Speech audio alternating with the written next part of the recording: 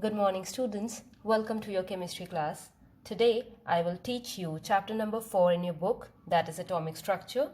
Before I begin this topic, let's have a look on the learning outcomes.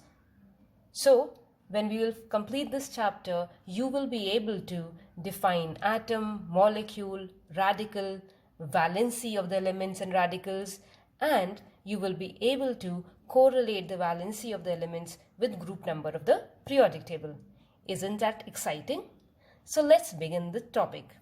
Since in first chapter we studied matter and its composition. Can you tell me what is matter?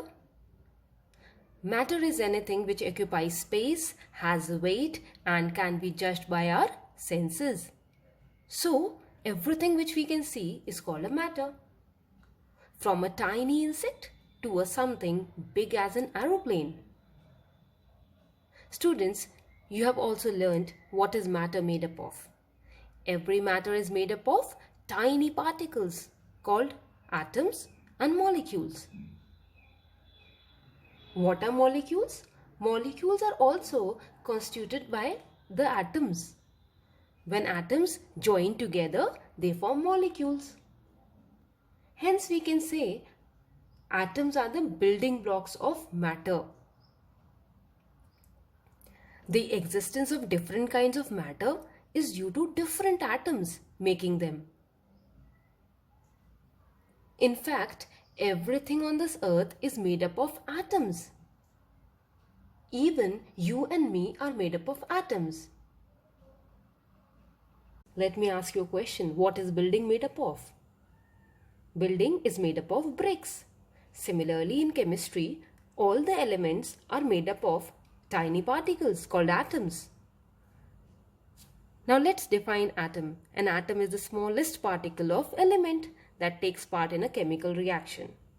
An atom shows the properties of the elements, or you can say an atom retains the chemical and physical property of the element. So let us talk about the history of the atom. First, an Indian philosopher, Kanad, was one of the first person to propose that matter is made up of very small particles called Parmanu. Later on, English scientist John Dalton came and called these small particles as atoms. So who termed these small particles as atoms? John Dalton termed the small particles as atoms. The word atom means indivisible, means they cannot be divided further. They cannot be cut. Inside the atom, if you study the structure of the atom, there are even tinier particles, which are known as subatomic particles. There are 3 subatomic particles in the atom, which are protons, neutrons and electrons. Students, we will study these subatomic particles later in this chapter. Students, an atom is the smallest particle of an element. It may or may not exist independently. Atoms of only a few elements called noble gases like neon, argon, helium, etc. can exist independently. Means the atoms will be in the free state. Their atoms will not going to combine with the other atoms. On the other hand, the atoms of most of the elements, they can't exist independently. They are very reactive. So they are not found in the free state. So these types of the atoms, they combine with the other atoms to get the stability. They combine with other atoms to stabilize them. They may combine with atoms of their own kind or of different kinds. Now these linked atoms are known as molecules. So we can say atoms join together to form molecules. Okay, children?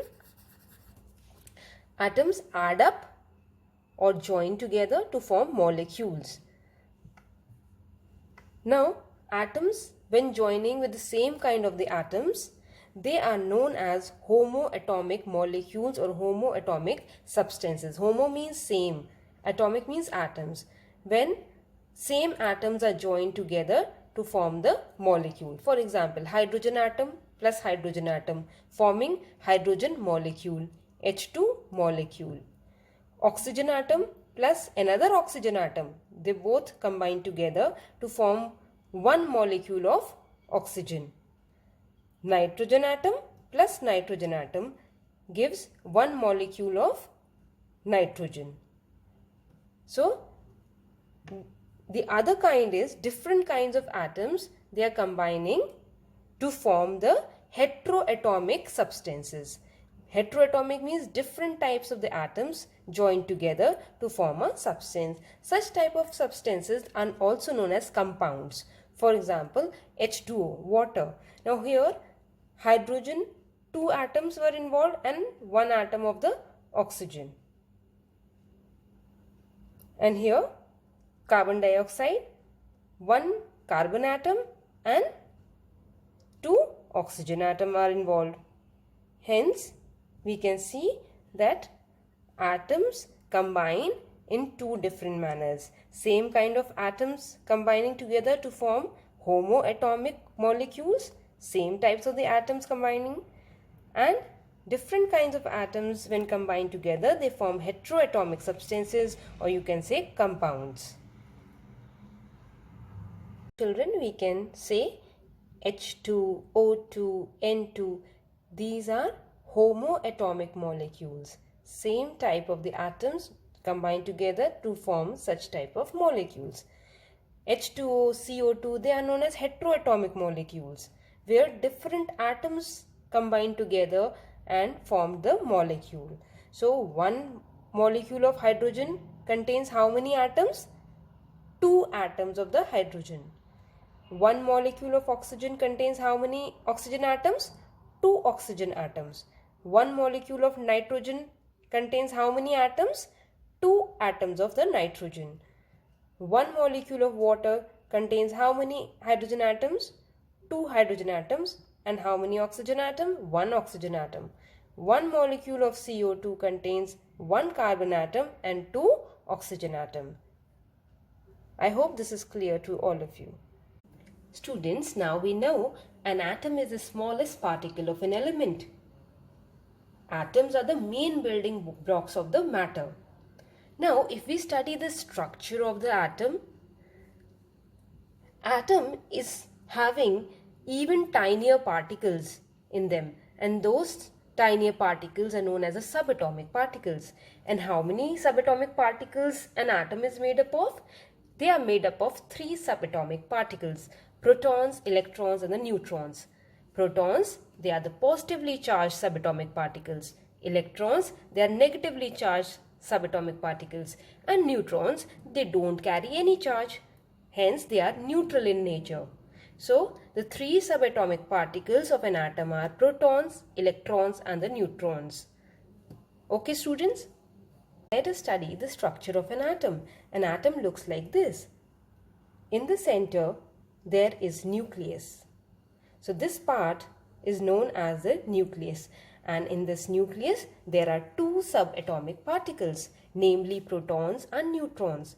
Protons, they are positive charged particles, and neutrons, they are neutral in nature, no charge in them.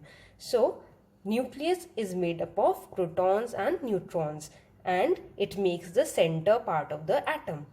Now, around this nucleus, you will find energy shells. These are known as energy shells or the orbits. Orbits surround the nucleus. Now, in these definite orbits or the energy shells, who are revolving? Electrons are revolving, or negative charged subatomic particles are revolving around the nucleus in the definite orbits or the energy shells. So they carry the negative charge, and the nucleus is having the positive charge as well as the neutral particles in them. So this is the structure of an atom. Students, now we know that an atom is made up of 3 subatomic particles: protons, neutrons and the electrons. Protons and the neutrons present in the nucleus, which makes the center part of the atom, and around the nucleus orbits are there or energy shells are there where the electron is revolving or the negative charge is revolving. Now, what is atomic number? See, atomic number is the number of the protons present in the nucleus of an atom of an element, and it is represented by the alphabet Z. Okay, this is represented by the alphabet Z, and it is the number of the protons present in the nucleus. So you can say atomic number tells you the total positive charge present in the nucleus of an atom. Children, an atom is electrically neutral. What do you understand by the term electrically neutral? Means the atom will not carry any charge, neither positive charge nor the negative charge.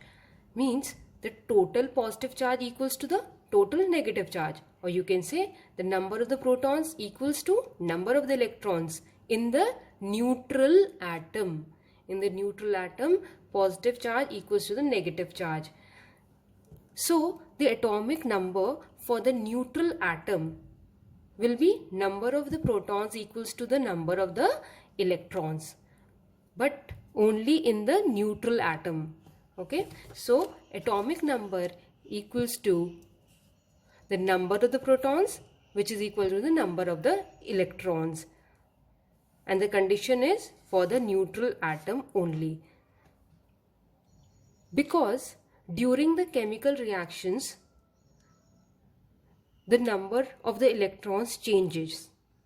Hence, only the number of the protons equals to the number of the electrons in the case of the neutral atom, not for the atoms which are taking part in the chemical reactions.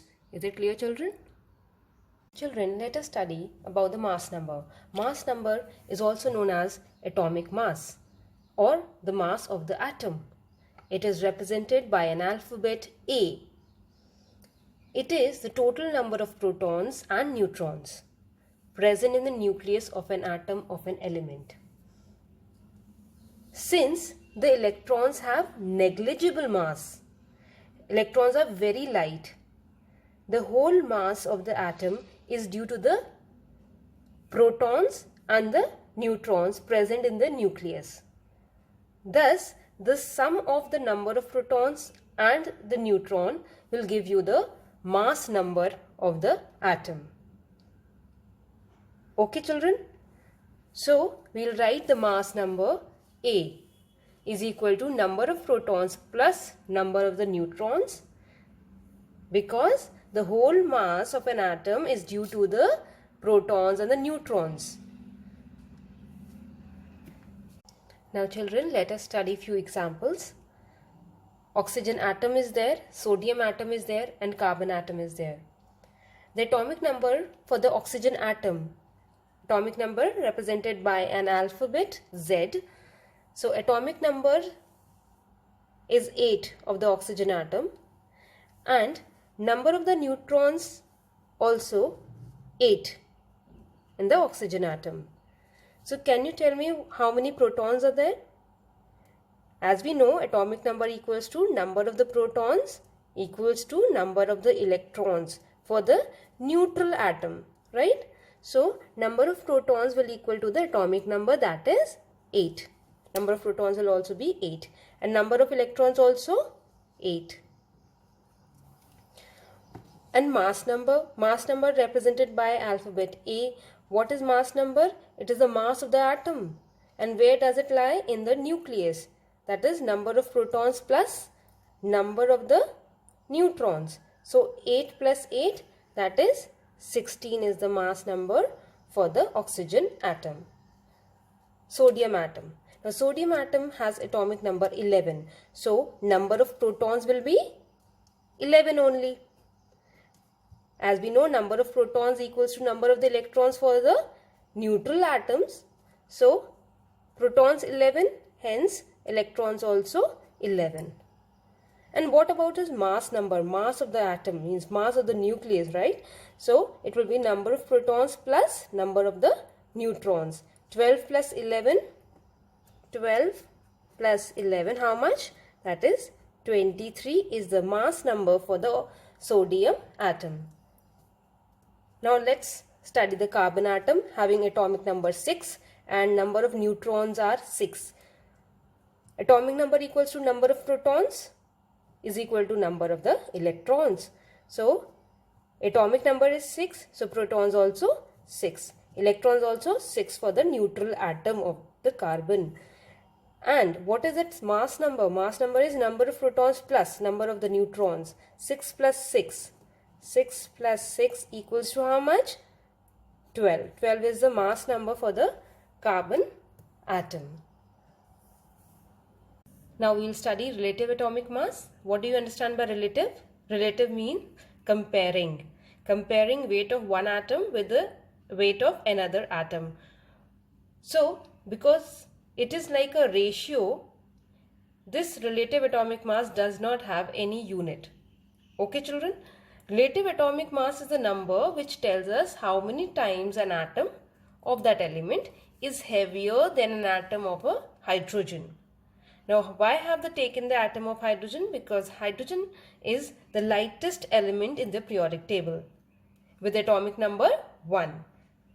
Hence the proton becomes 1, electron also 1, but it does not carry the neutrons. Neutrons are 0 in the case of hydrogen atom. Hence the hydrogen atom becomes the lightest. So for example, the atomic weight of nitrogen is 14. This means that one atom of a nitrogen is 14 times heavier than one atom of the hydrogen, as the relative atomic mass of the hydrogen is 1. Okay children? Students, we have studied that an atom has a positive charged nucleus containing protons and neutrons, and the negative electrons are revolving around the nucleus in their orbits or the electron shells. It is the same way as planets are revolving around the sun in their orbits. Students, can you tell me, is there any specific arrangement of electrons in their orbits? Or is there any limit of electrons present in their orbits? Let us study this. So there was a Danish scientist, Niels Bohr. He was the first person who gave the idea of electron shells. He gave the idea of the orbits or the electron shells around the nucleus and indicated that each electron shell can hold a limited number of electrons only. There was some specific number of the electrons present in each electron shell. Okay, so he labeled these orbits which are surrounding the nucleus as first shell, second shell, third shell, fourth shell, and so on. So for convenience, these energy shells were labeled as the first shell nearest to the nucleus. This is labeled as K shell. The second shell is labeled as L shell. The third shell is labeled as the M shell. So K shell, which is the first shell, can hold up to 2 electrons only. The second shell can hold up to 8 electrons only. And the third shell, that is the M shell, can hold up to 18 electrons, and so on. So the orbit closest to the nucleus is the K shell. The first shell is a K shell, second shell is a L shell, and third shell is a M shell, and so on. So children, when the first shell completes its 2 electrons, then the second shell starts to fill. The second shell can hold a maximum of 8 electrons. After the filling of the second shell, the third shell starts filling up. So the arrangement in which the electrons are arranged in the different orbits is known as electronic configuration. I repeat again, Electronic configuration is the arrangement in which the electrons arrange themselves in various orbits like K, L, M, N, and so on. Let us understand the structure of oxygen atom with the arrangement of the electrons in the various orbits. The arrangement of electrons in various orbits is known as electronic configuration. So atomic number of oxygen is 8. We know atomic number equals to number of protons, which is equal to number of the electrons. So atomic number 8, so number of protons becomes 8, number of electrons also becomes 8. Number of the neutrons is 8 in oxygen atom.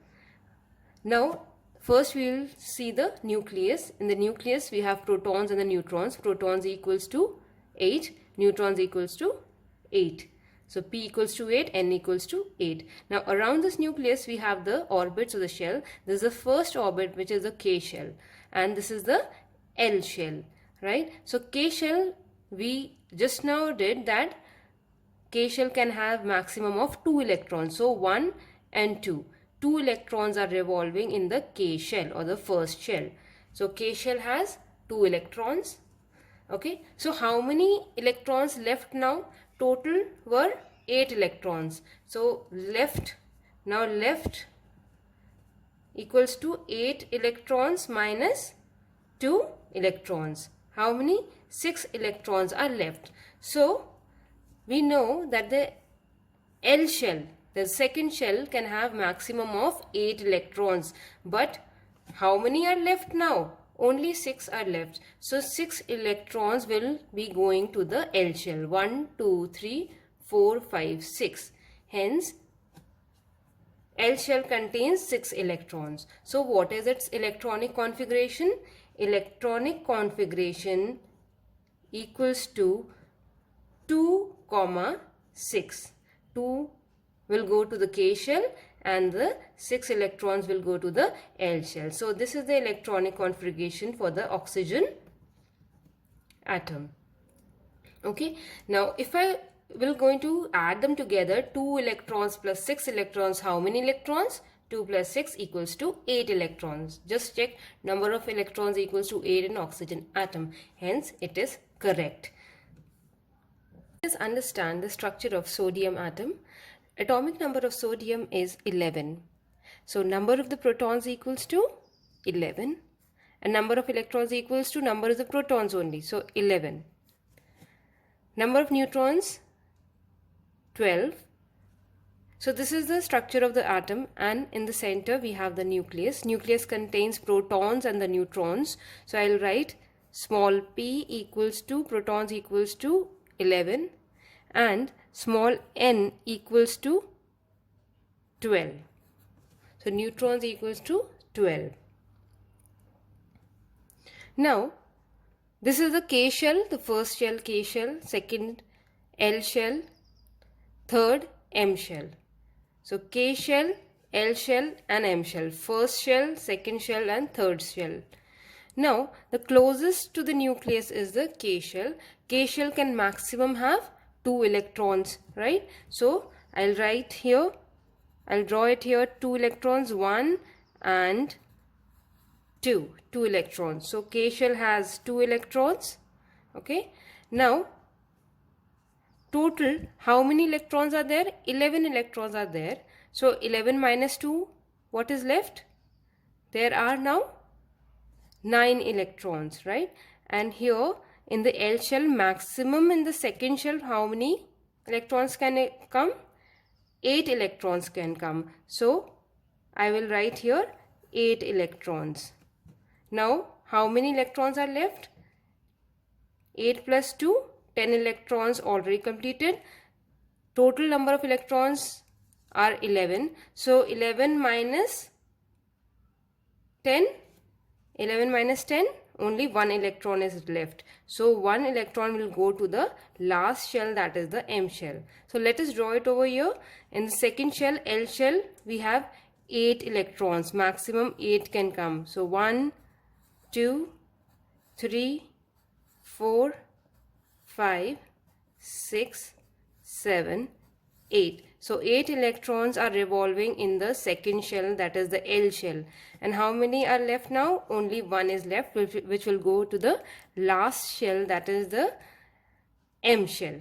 So K shell 2 electrons, L shell 8 electrons, and M shell 1 electron. So this is the configuration for the sodium atom. So electronic configuration, you can write 2, 8, 1 for the sodium atom. And if I am going to add them together, 8 plus 2, 10 electrons, plus 1, 11 electrons. And number of electrons are 11 in the sodium. Hence it is checked. It is correct.